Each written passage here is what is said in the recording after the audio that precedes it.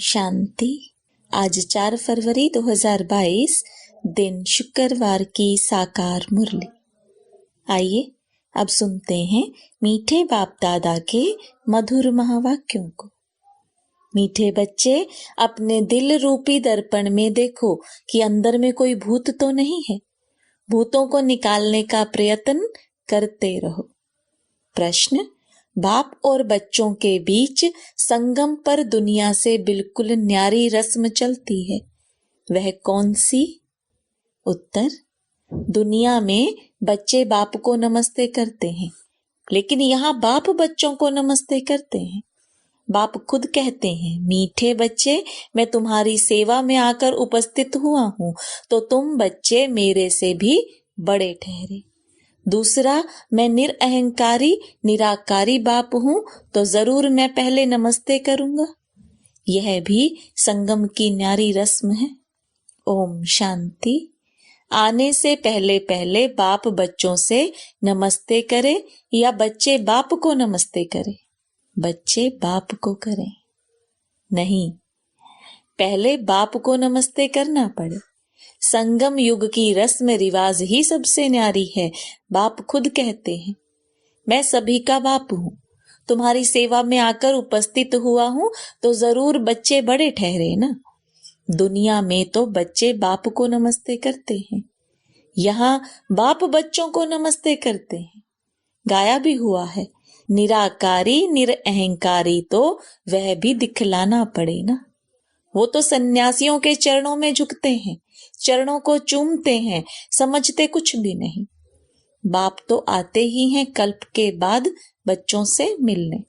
तुम बहुत सिकिलदे बच्चे हो, इसलिए कहते हैं, मीठे बच्चे, तुम थक गए हो। द्रौपदी के पांव दबाए तो सर्वेंट हुआ ना। वंदे मातरम किसने उच्चारा है?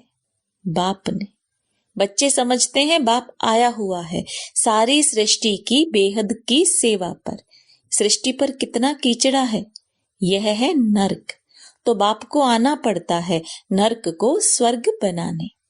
बहुत दिल से आते हैं, जानते हैं मुझे बच्चों की सेवा में आना है। कल्प कल्प सेवा पर उपस्थित हुए हैं। यहाँ बैठे सभी की सेवा हो जाती है, ऐसे नहीं कि सभी के पास जाना होगा। सारी सृष्टि का कल्याणकारी दाता तो एक है ना। उनकी भेंट में मनुष्य कोई सेवा कर न सके। उनकी है बेहद की सेवा। गीत जाग सजनिया जाग, कितना अच्छा गीत है। नवयुग पर भी समझाना चाहिए। युग भी भारतवासियों के लिए ही है। भारतवासियों से फिर वह सुनते हैं कि सतयुग त्रेता होकर गए हैं, क्योंकि वह आते ही हैं द्वापर में। तो औरों से सुनते हैं कि भारत प्राचीन खंड था, उसमें देवताएं राज्य करते थे, आदि सनातन देवी देवता धर्म था जो अभी नहीं है।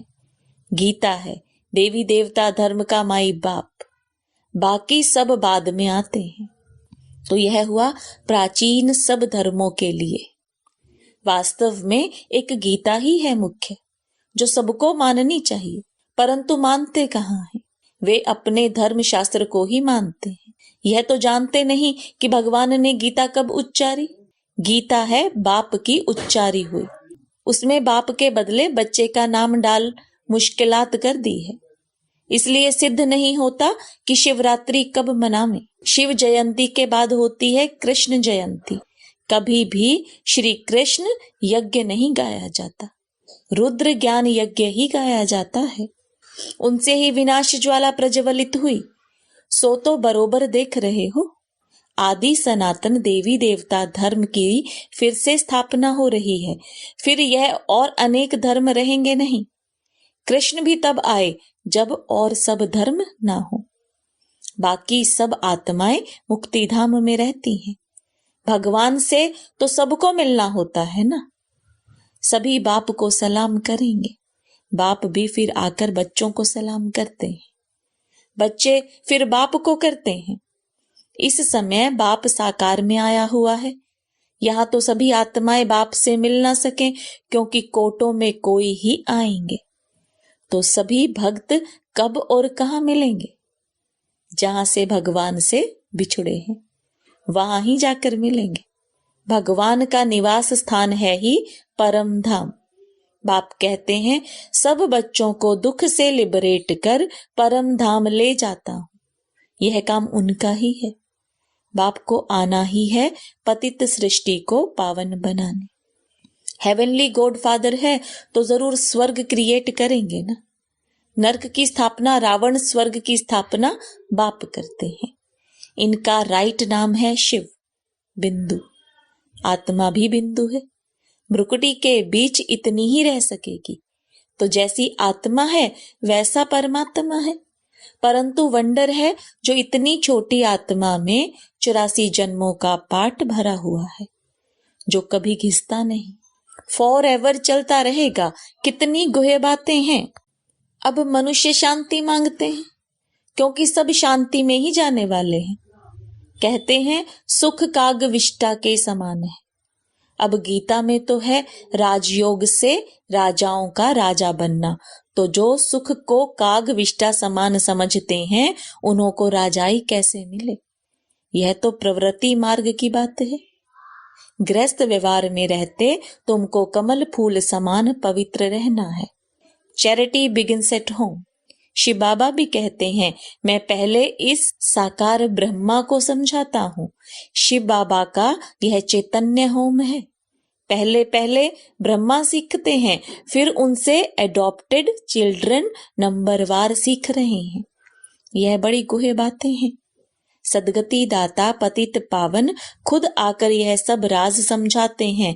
ऐसे नहीं कि वहां से प्रेरणा करते हैं, वह तो यहाँ आते हैं। यादगार भी है, शिव के अनेक मंदिर हैं। खुद कहते हैं, मैं साधारण ब्रह्मा तन में आता हूँ। यह खुद अपने जन्मों को नहीं जानते हैं।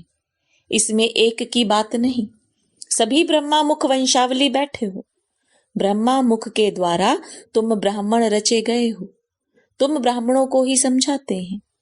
यज्ञ हमेशा ब्राह्मणों द्वारा ही चलता है। उन गीता सुनाने वालों के पास ब्राह्मण तो है नहीं, इसलिए वह यज्ञ भी नहीं ठहरा।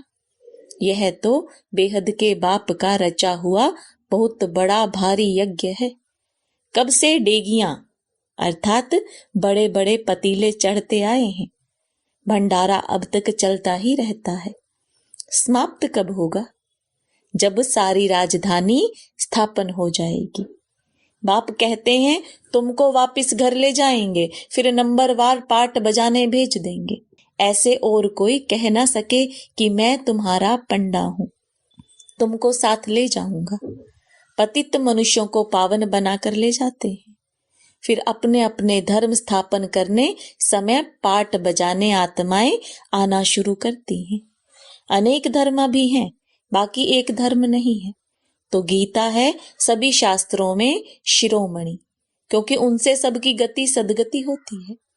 भारतवासियों में भी ज्ञान वह लेते हैं जो आत्माएं पहले पहले परमात्मा से अलग हुई है। पहले पहले वह आना शुरू करेंगी। नंबरवार फिर सबको आना है। सतो रजो तमो से तो सबको पास करना है। अब कल्प की आयु पूरी हुई, सब आत्माएं हाजिर हैं। बाप भी आ गए हैं। हर एक को अपना पाठ बजाना है। नाटक में सब एक्टर्स स्टेज पर इकट्ठे तो नहीं आते, अपने टाइम पर आते हैं। बाप ने समझाया है नंबरवार कैसे आते हैं। वर्णों का भी राज समझाया है। चोटी तो ब्राह्मणों की है, परंतु ब्राह्मणों को भी रचने वाला कौन है? शूद्र तो नहीं रचेंगे। चोटी के ऊपर फिर है ब्राह्मणों का बाप ब्रह्मा। ब्रह्मा का बाप फिर है शिव बाबा। तो तुम हो शिववंशी ब्रह्मा मुख वंशावली।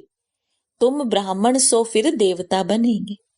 वर्णों का हिसाब समझाना है। बच्चों को राय भी दी जाती है। सभी एक जैसे होशियार तो नहीं है। कोई नए के आगे विद्वान पंडित आकर डिबेट करेंगे तो वह समझा नहीं सकेंगे। तो कहना चाहिए, मैं तो नहीं हूं, आप फलाने टाइम पर आना, फिर हमारे से बड़ी बहन आपको समझाएंगी। मेरे से तो तीखे हैं। क्लास में नंबरवार तो होते हैं। इसमें देह अभिमान नहीं आना चाहिए, नहीं तो आबरू चली जाती है। कहेंगे बीके तो पूरा समझा नहीं सकती। देह अभिमान को छोड़ रेफर करना चाहिए बड़ों की तरफ। बाबा भी कहते हैं ना, हम ऊपर से पूछेंगे, महारथी घोड़े सवार प्यादे तो हैं ना, किन्हों की शेर पर सवारी भी है। शेर सबसे तीखा होता है, जंगल में अकेला रहता है और हाथी हमेशा झुंड में रहता है। अकेला हो तो कोई मार भी दे। शक्तियों की भी शेर पर सवारी दिखाते हैं। बच्चों को समझाया जाता है, गीता का भगवान कृष्ण कहना रॉन्ग है। कृष्ण के शास्त्र को सभी धर्म वाले तो नहीं मानेंगे। प्राचीन देवी देवता धर्म किसने स्थापन किया, वह सिद्ध कर बताना है। उनको गॉड गॉडेस भी कहते हैं। ईश्वर तो अलग है। लक्ष्मी नारायण को भगवान भगवती कहते हैं, वह पालना के निमित्त है। अगर लक्ष्मी नारायण को भगवान भगवती कहते तो विष्णु शंकर को पहले भगवान कहना पड़े।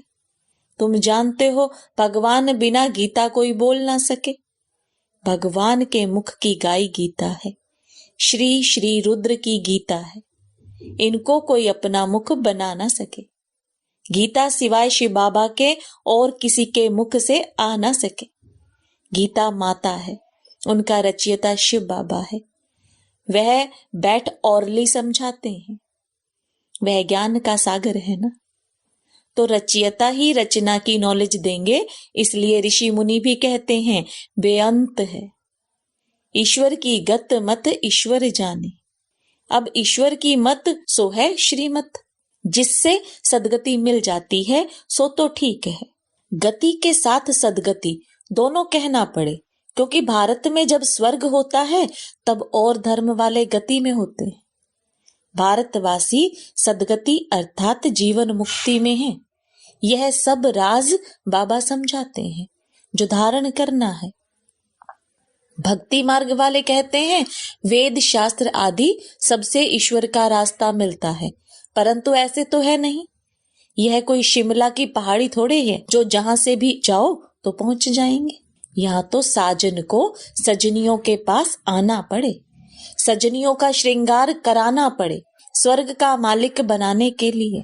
सब महाराजा महारानी बनने चाहते हैं, परंतु बाबा कहते हैं अपना मुंह तो पहले देखो। नारद की बात भी अभी की है। उनको लक्ष्मी को वरने की दिल हुई तो उसको कहा पहले अपनी शक्ल तो देखो। बाबा भी कहते हैं अपना दिल रूपी दर्पण देखो। काम का भूत तो नहीं आता। जांच करते रहो और भूतों को निकालने का प्रयत्न करते रहो। युक्तियां तो बाबा सब बतलाते रहते हैं। मन में संकल्प तो बहुत आएंगे, कर्म में नहीं आना चाहिए। बाबा अच्छे कर्म सिखलाते हैं ना। कर्म अकर्म विकर्म की गति का ज्ञान भी गीता में है और तो कोई नहीं जानते। विकर्म कराने वाली है माया, वह सतयुग में होती नहीं। अब श्रीमत पर चलने से ही तुम स्वर्ग में चल सकते हो। यह किसी मनुष्य की मत नहीं है। बाप की श्रीमत से स्वर्ग बन रहा है। औरों की मत से स्वर्गवासी बन ना सके और भी भ्रष्ट बनते जाएंगे। तुम बच्चे जानते हो अब एक धर्म की स्थापना हो रही है। तुम योग बल से गुप्त वेश में अपनी किंगडम स्थापन कर रहे हो। हाथ में हथियार आदि तो कुछ है नहीं, ज्ञान के बाण व तीर आदि हैं। उन्होंने फिर स्थूल में दिखा दिया है। यह है सब गुप्त शक्ति। शक्तियों की देखो कितनी पूजा है। 10-20 भुजाओं वाली तो कोई है नहीं, सबकी 2 भुजाएं होती हैं। मनुष्य सृष्टि में 8-10 भुजा वाले कोई होते नहीं। सूक्ष्म वतन में विष्णु को 4 भुजा दिखाते हैं, वह भी अर्थ सहित है। बीज को जानने से सारे झाड़ का ज्ञान आ जाता है। अच्छा, ज्ञान का खजाना तो बच्चों को मिलता रहता है, फिर मुख मीठा कराने के लिए बच्चों को टोली खिलाते हैं। शिव बाबा खुद नहीं खाते, सब बच्चों के लिए ही है। राज्य भी बच्चों के लिए है। लक्ष्मी नारायण भी जरूर अपने बच्चों को देंगे। सबको तो बांट नहीं देंगे। यह बाप सभी बच्चों को देते हैं। वहां प्रजा भी कहेगी हम स्वर्ग के मालिक हैं। सुख तो प्रजा को भी है, दुख का नाम भी नहीं। बाकी नंबरवार तो होते ही हैं। वहां तो सोना भी अथाह होता है, यहाँ तो सब खानियां खाली हो गई। गायन भी है, किसी की दबी रही धूल में किनकी राजा खाए। अच्छा, मीठे मीठे सिकिलदे बच्चों प्रति माता पिता बाप दादा का याद प्यार और नमस्ते। रूहानी बच्चों की रूहानी बाप दादा को याद प्यार गुड मॉर्निंग और नमस्ते। माताओं को वंदे मातरम, बच्चों को याद प्यार और सबको गुड मॉर्निंग। अब रात पूरी होती है, गुड मॉर्निंग आ रहा है, नया युग आ रहा है ब्रह्मा कुमार कुमारियों के लिए। अच्छा, ओम शांति। धारणा के लिए मुख्य सार, देह अभिमान को छोड़ अपने से बड़ों को आगे रखना है। कोई डिबेट करता है तो बड़ों तरफ रेफर करना है, आबरू नहीं गंवानी। चैरिटी बिगिंस एट होम, पहले परिवार का कल्याण करना है। ग्रस्त व्यवहार में रहते कमल फूल समान पवित्र बनना है। वरदान, देह अहंकार व अभिमान के सूक्ष्म अंश का भी त्याग करने वाले आकारी सो निराकारी भव। कईयों का मोटे रूप से देह के आकार में लगाव व अभिमान नहीं है, लेकिन देह के संबंध से अपने संस्कार विशेष हैं, बुद्धि विशेष है, गुण विशेष हैं, कलाएं विशेष हैं, कोई शक्ति विशेष है। उसका अभिमान अर्थात अहंकार, नशा, रोग, ये सूक्ष्म देह अभिमान है। तो यह अभिमान कभी भी आकारी फरिश्ता व निराकारी बनने नहीं देगा। इसलिए इसके अंश मात्र का भी त्याग करो, तो सहज ही आकारी सो निराकारी बन सकेंगे। स्लोगन, समय पर सहयोगी बनो तो पदम गुणा रिटर्न मिल जाएगा। ओम शांति।